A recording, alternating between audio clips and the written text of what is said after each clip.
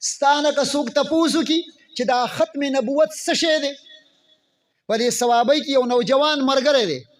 هغه په دې مشرانو پسې، خو خصوصا په دې نوجوانانو په دې ځوانانو پسې ګرځي او د هغوی نه د اسلامي عقایدو، د اسلامي عباداتو او د قرآن سره متعلقه سوالونه کوي. او ډیر نوجوانان هغه په دې باندې د ځان سره خاموشه کړي دي چې تپوس ترې نه کوي چې دا ختم نبوت څه ته وایي، او دا پیغمبر علیه السلام دته دا خاتم النبیین ولې وایي. هغه ځوانانو ته پته نشته، هغه ځوانانو ته د دنیا د ګټلو تمام سیزونه ورله ورځي، د خپل موبایل د تمامو افشنو نه خبر دی، لیکن د ختم نبوت نه دی خبر. نو عزتمندو، ختم نبوت دی ته ویل کېږي، ختم ویل کېږي په پښتو کې ختم کېدلو ته، انتها ته یو شی ورسېږي د هغې نه پس بیا بل نه. او نبوت ویل کېږي پیغمبرۍ ته، چې د دې پیغمبرانو اخرنی پیغمبر هغه محمد رسول الله صلی الله علیه وسلم دی، بل څوک د هغه نه پس بیا راتلل واله نشته. که تا ته څوک ووایي چې دلیل در سره څه دی، ته ورته وایې دلیل زما سره زما دا خپله کلمه ده چې محمد رسول الله. اوس په طور د مثال باندې چې او پیغمبر علیه السلام اخرنی نبی دی، د هغه نه پس بل نبی راتلل واله نشته. پیغمبر علیه السلام په خپله د دې مثال ویلی دی، وایي د انبیا علیهم السلام مثال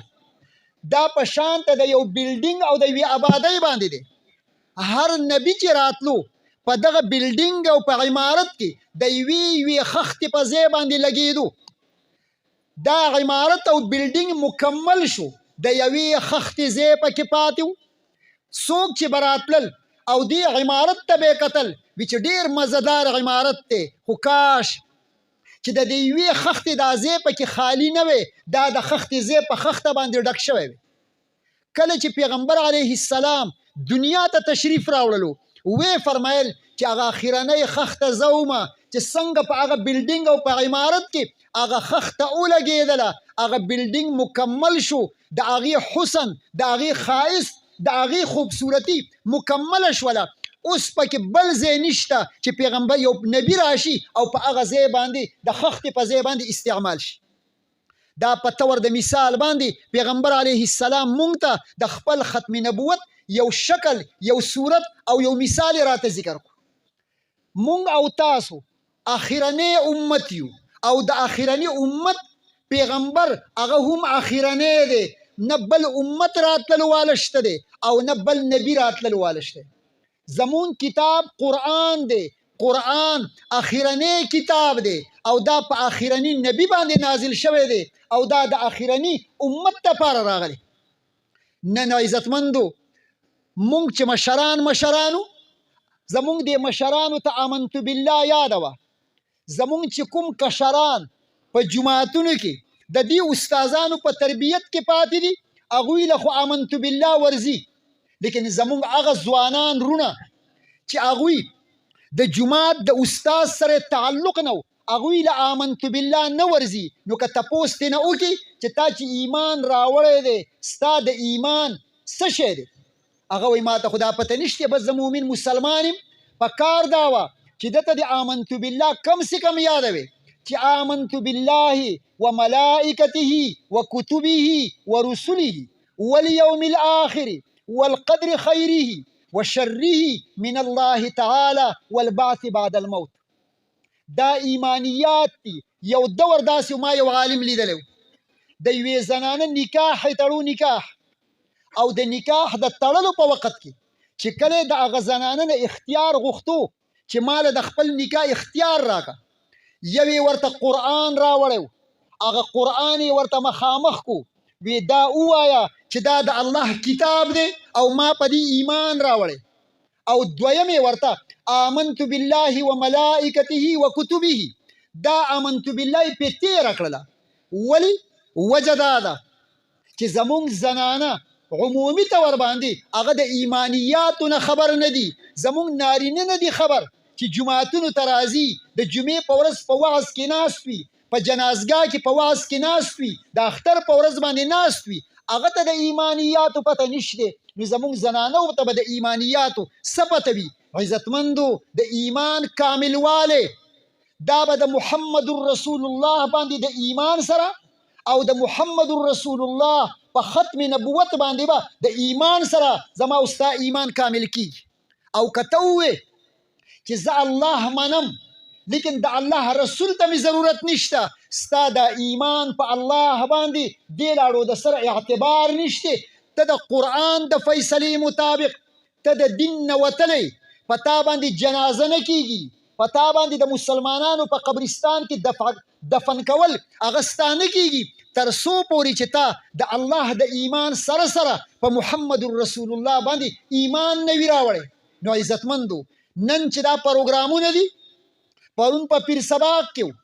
نن په زنډو باندې کې دی او په راتلونکي کې غالبا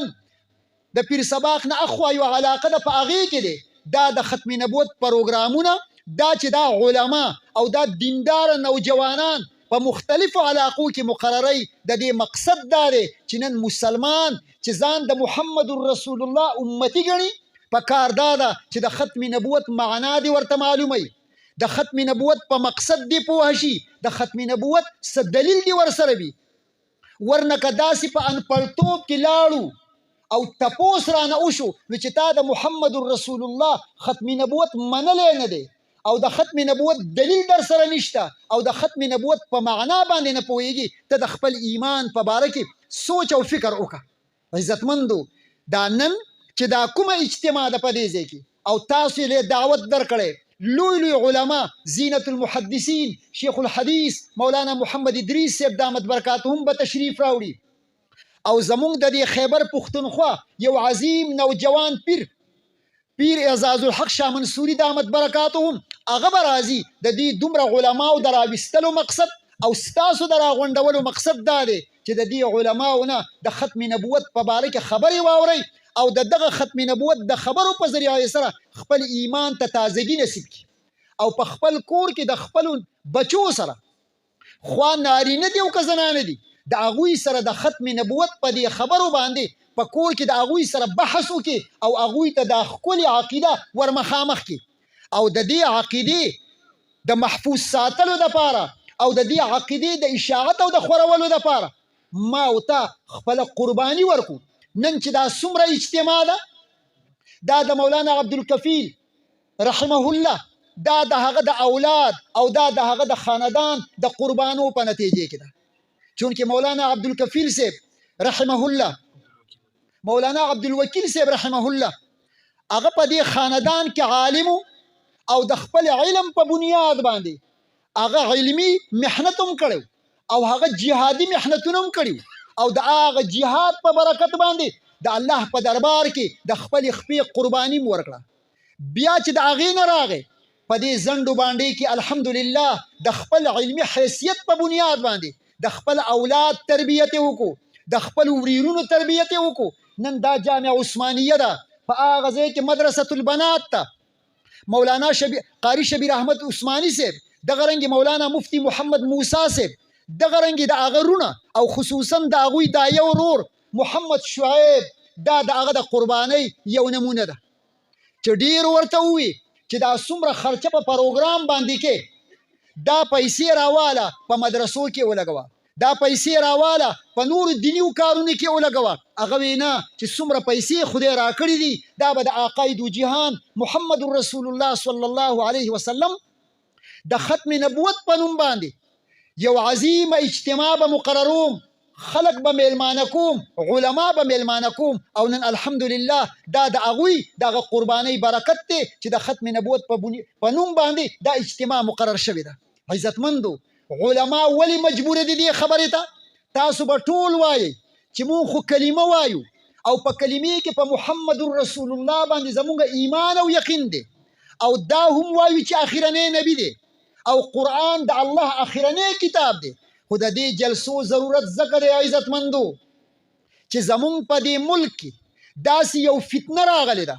چې هغه په دومره ښکلو شکلونو کې مونږ ته راځي او دعوت د دې راکوي چې پیغمبر علیه السلام هغه خاتم النبیین نه دی بلکې د هغه نه پس هم یو بل نبی دنیا ته راغلی دی چې هغه ته میرزا قادیاني ویلی کېږي. نوم یې دی غلام احمد. پیدا شوی په هندوستان کې دی، په ګورداسپور ضلع کې یو علاقه د قادیان ورته وایي، هلته پیدا شوی دی. لیکن د برطانیې د یهودو د نسواراو او د انګریزانو سره د خپل نمک حلالۍ د وجې نه او په مسلمانانو کې د جهاد د جذبې د ختم کولو دپاره هغه ته ووی ته د نبوت دعوه وکړه. هغه د پیغمبرۍ دعوه وکړله او بیا د هغه پیغمبرۍ د دعوې نه پس هغه دا اعلان وکړو چې په دې هندوستان کې د برطانیې د انګریز خلاف جهاد کول دا حرام دي. وی چونکې زه نبي یم او د خپل نبوت د فریضې او د منصب په بنیاد باندې زه دا اعلان کوم. لیکن الحمدلله د هندوستان او د پاکستان علماو او عوامو د هغه دغه منصوبه په خاورو کې میلاو کړله او دنیا ته دا وښودله چې د نبي اکرم صلی الله علیه وسلم نه پس بل نبي دنیا ته راتللو واله نشته او دا د جهاد چې کوم عظیم حکم په قرآن کې موجود دی دا به تر قیامته پورې وي او مسلمان به د خپل جذبې ایمانی په بنیاد باندې د کافر په مقابلې کې هغه به په میدان کې خپل وینه ورکوي، په میدان کې به خپل سر ورکوي، په میدان کې به د خپل ځان، د خپل اولاد او د خپل مال او د دولت د هغې قرباني به ورکوي. چې کله پاکستان آزاد شو، د پاکستان د ازادۍ نه پس هغه بوټی، هغه ناکاره بوټی، هغه د هندوستان نه راغی پاکستان ته او بیا د پاکستان په ضلع جنګ کې هلته یو علاقه ده، په هغه ځای کې تخم وکرو او دا تخم دا دومره زیات شو چې دا فوجیانو ته لاړ، دا د پاکستان مختلفو محکمو ته هغه ورسېد. لیکن الحمدلله د پاکستان علماو چې دا غلام احمد قادیانی او د هغه چې څومره پیروکار او ملګري دا د ختم